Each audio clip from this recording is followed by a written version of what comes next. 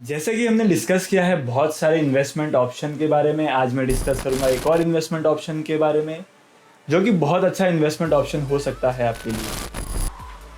तो इस ऑप्शन का नाम है ETF, जिसे कहा जाता है exchange traded fund.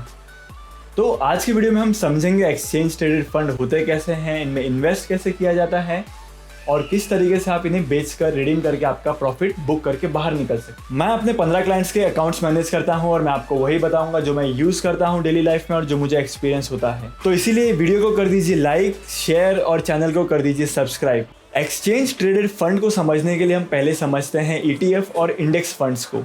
Basically mutual fund में हम अपना पैसा असेट मैनेजमेंट कंपनी को देते हैं जो कि एक एक्सपीरियंस पर्सन को हायर करती है जो हमारे लिए स्टॉक पिकिंग का काम करते हैं और उससे जो प्रॉफिट होता है वो हमें शेयर करते हैं। सिमिलरली इंडेक्स फंड जो होते हैं वो इंडेक्स को रिफ्लेक्ट करते हैं। अब इंडेक्स होते क्या हैं? इंडेक्स होते हैं एक बास्केट ऑफ स्टॉक्स।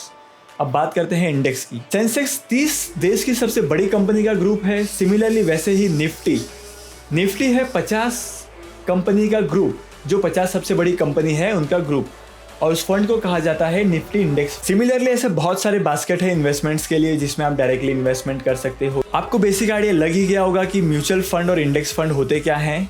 अगर आपको ETF परचेस करना है या ETF में इन्वेस्टमेंट करना है तो आपको डायरेक्टली स्टॉक एक्सचेंज से इन्वेस्ट करना होगा।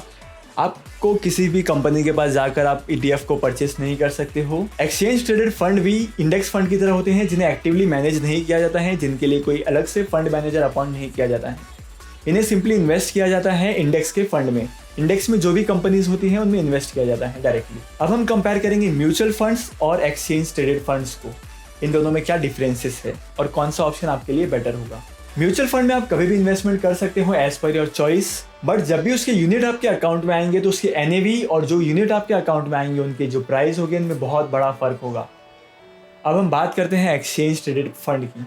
जब भी आप एक्सचेंज ट्रेडेड फंड में इन्वेस्ट करते हैं तो आपको जो एक्सचेंज ट्रेडेड फंड जो ETF है वो आपके एक्सचेंज की जो वैल्यू है करंट वैल्यू पर आपको मिलता है। ये सबसे बड़ा डिफरेंस होता है।